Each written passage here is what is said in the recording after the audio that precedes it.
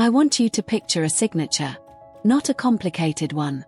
Just a name, written in the particular way a person has written their name for 60 years, the specific loops and slants and pressure patterns that develop over a lifetime of signing things and become as individual as a fingerprint.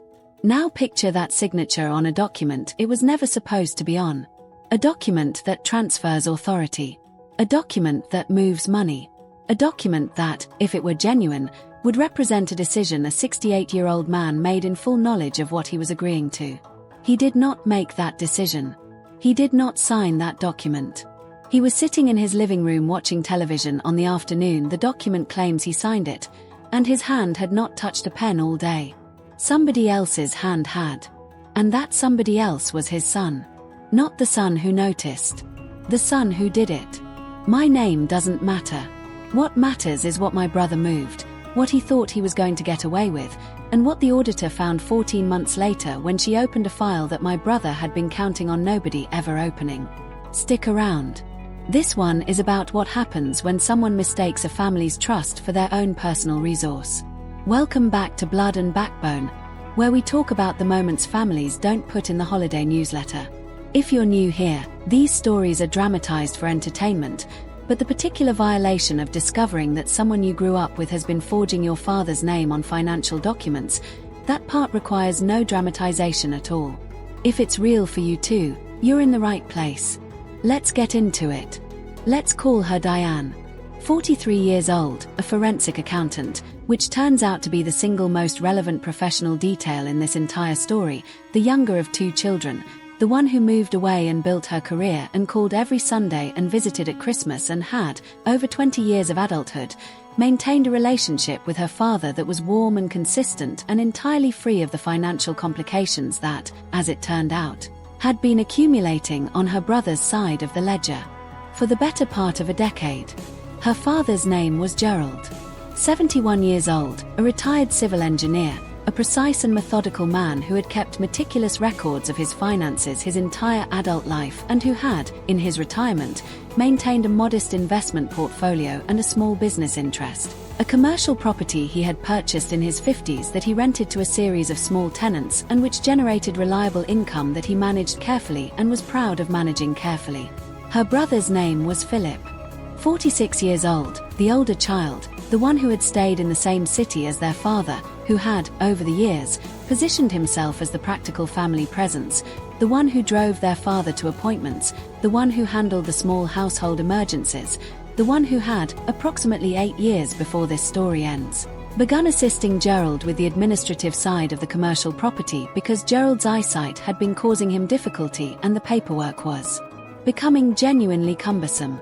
Diane had been grateful for this at the time. She had expressed this gratitude to Philip directly and had thought of it, for years, as the specific division of labor that long-distance family relationships sometimes develop, where the person who is present handles the physical and logistical things and the person who is away handles the financial contributions and the Sunday calls and the Christmas visits.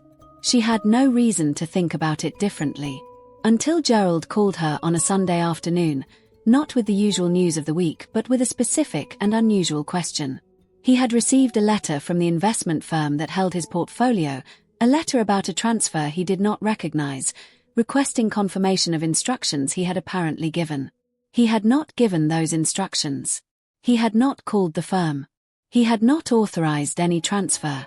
But the transfer request had his signature on it. Diane went very still on the phone. She was a forensic accountant. She understood immediately and completely what a statement like that could mean. She asked her father several careful questions. When had the letter arrived? What did the transfer request cover? Was this the first unusual communication he had received from the firm? Her father answered each question in the precise way of a man who kept records, and she wrote down every answer in the notebook she kept by the phone because she was someone who wrote things down. She told him not to respond to the letter, not to speak to Philip about it, not to discuss it with anyone until she had looked at the documents, and she would be there in 2 days. She drove rather than flew because she wanted the time in the car to think and because she wanted to arrive without a flight record if things developed in a direction that required clean documentation of her own movements. She arrived to find Gerald nervous in the careful way of a precise man who has discovered an imprecision in his own records, which for him was its own specific distress independent of the financial implications. She sat with him at the kitchen table where he had always done his paperwork, and she went through his files with the methodology she used professionally, and she found, over the course of a long afternoon and an evening and another morning, a pattern that was worse than the single transfer request had suggested. The transfer request was recent. The pattern was not. It went back 6 years. Not large amounts in any single instance, nothing dramatic enough to produce an immediate alarm, but consistent, incremental, carefully paced to stay below the thresholds that triggered automatic reviews, bearing her father's signature on documents that Diane, who had been watching her father sign his name at kitchen tables her entire life, could identify as not her father's hand. Not all of them. That was the part that told her the most about how the scheme had developed. The earliest documents used what appeared to be genuine signatures, possibly obtained from legitimate paperwork and reproduced, the forgery skill improving over time in a way that suggested practice, the later documents cleaner and more confident, the arc of someone who had started uncertain and become comfortable. 6 years of becoming comfortable.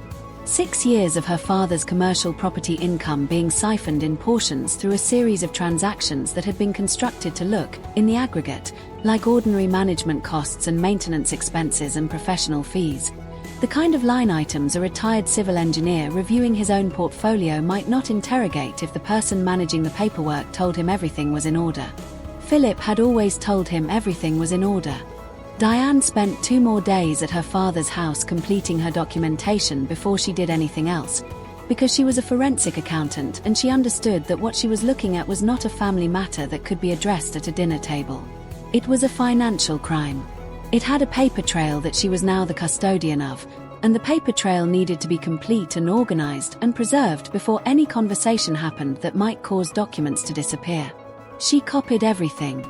She organized the copies in 2 sets, one which she took with her and one which she secured in a location in her father's house that Philip did not have access to. She told her father what she had found, clearly and without softening it more than honesty allowed, because he was a precise man who deserved precise information about what had been done to him.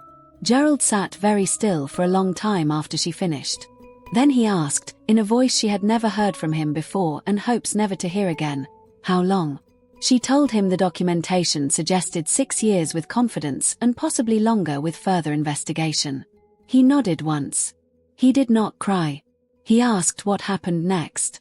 She told him. The attorney she brought in specialized in financial elder abuse cases, which is what this was, a category of crime with specific legal provisions in their state that carried enhanced penalties precisely because of the power differential between an elderly person and a trusted family member with access to their financial records. The attorney reviewed Diane's documentation and said, with the specific restrained energy of a professional encountering well-organized evidence, that this was one of the more complete initial packages she had received and that they were in a strong position. She asked whether Gerald wanted to proceed. Gerald said yes, in the same voice he used when he had decided something at the kitchen table, the voice of a man who did the arithmetic and acted on the result. The audit was initiated through the appropriate channels, which meant that it arrived at Philip's door not as a family confrontation but as a formal process with institutional weight behind it, the specific weight of financial regulators and law enforcement rather than a sibling's accusation, which was both more credible and considerably harder to manage with the particular skill set Philip had been deploying for 6 years, which was charm and access and the strategic use of a family's trust. Philip's initial response was denial, followed by a partial admission framed as a misunderstanding, followed by an offer to repay what he characterized as a loan he had intended to formalize, a characterization that the attorney noted was not consistent with the documentary evidence and which the investigators found equally unpersuasive. The case took 18 months to reach its conclusion. Philip was convicted on multiple counts. The sentence included restitution, fines, and a period of supervised release that significantly restructured his professional and financial life for years to come. The commercial property, the one Gerald had been proud of managing carefully, was still his, its income now flowing to him cleanly and documented by a professional property manager hired specifically after the investigation closed. Diane set up the property management arrangement herself, reviewed the contract, and established a quarterly review process with her father that they conduct together on Sunday calls. The same calls they have always had, now with an additional 20 minutes of numbers at the end. Gerald does not talk about Philip directly. What he says, when the subject approaches, is that he is glad Diane is a forensic accountant. He says it in the tone of a man making a mild professional observation, which is the tone he uses when he is saying something that has a great deal more inside it than the words carry on the surface. Diane says she is glad too. She means it entirely. She had spent 20 years being grateful that Philip was the one who stayed close and handled the practical things, while she was the one who moved away and called on Sundays. It turned out the Sunday calls were the important part. Not because they generated warmth, though they did. Because they kept her close enough to notice when something was wrong. 6 years is a long time for a pattern to run before it gets noticed. She has stopped being grateful that she noticed when she did and started being methodical about making sure it doesn't happen to anyone else in the family, which is why she now handles all of her father's financial correspondence directly, and why the property management contract has her name on it as the reviewing party, and why the Sunday calls now have 20 minutes of numbers at the end. The numbers are not a burden. They are a record. They are proof, updated weekly, that everything is in order. And this time, they actually are. Here's what I keep coming back to with this one. Philip chose the wrong sibling to steal from. Not because Diane was vindictive or powerful or had connections he didn't anticipate. Because she was methodical, and she kept records, and she had spent 20 years calling every Sunday, and when her father said something didn't add up she drove rather than flew and sat at the kitchen table and went through the files the way she went through files professionally and found exactly what was there to be found. He mistook her distance for disengagement. She was never disengaged. She was just doing her part of the arrangement from 2 states away. And her part, it turned out, included this. If this story hit close to home for you, drop a comment and tell me what you would have done in that kitchen with those files. And if you want more stories like this one, I've got a new one coming this week. Hit subscribe, turn on notifications, and I'll see you in the next story.